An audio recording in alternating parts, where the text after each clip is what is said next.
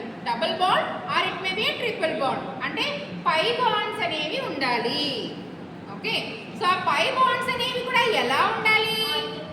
Alternative గా ఉంటే so ఆ బాండ్ అనేది బ్రేక్ అయ్యి న్యూ బాండ్ అనేది ఫామ్ అవడం వల్ల మనకు అక్కడ ఏం ఫామ్ అవుతుంది? ఎలక్ట్రిసిటీ అనేది కండక్ట్ అవుతుంది.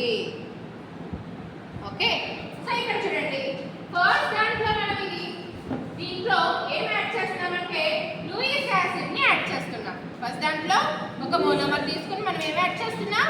లూయిస్ యాసిడ్ ని యాడ్ చేస్తున్నాం. ఇక్కడ లూయిస్ యాసిడ్ ని ఎందుకు యాడ్ చేస్తున్నాము? మనం ఆల్రెడీ ఏం చెప్పుకున్నాము? డోపింగ్ అని చెప్పుకున్నాం, అవునా కాదా? సో ఇది లూయిస్ యాసిడ్ అని అనుకోండి. సో ఇప్పుడు ఎలా ఫామ్ అవుతుంది అని అంటే ఇది కదా,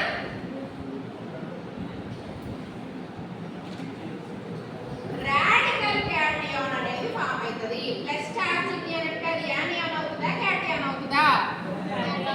క్యాటియాన్ అవుతుంది. ప్లస్ ఉంటే క్యాటియాన్, మైనస్ ఉంటే యానియాన్. ఇక్కడ మనకి ఈ ఎలక్ట్రాన్ అనేది బాండ్ అనేది బ్రేక్ అయ్యే ఎలా ఫామ్ అవుతుంది? రాడికల్ క్యాటియాన్ కింద ఫామ్ అవుతుంది. ఓకే, సో ఫర్దర్ గా ఇక్కడ జరిగే రియాక్షన్ కూడా చూసినట్లయితే మీరు ఆక్సిడేషన్ అనేది జరుగుతుంది అన్నమాట. ఏ రియాక్షన్ జరుగుతుంది? ఆక్సిడేషన్ అనేది జరుగుతుంది. ఓకే, సో ఇది మళ్ళీ ఫర్దర్ గా ఎలా మారుతుంది అని అంటే చూడండి, మళ్ళీ CCl4 తో రియాక్ట్ అయ్యి మళ్ళీ ఆక్సిడేషన్ జరిగి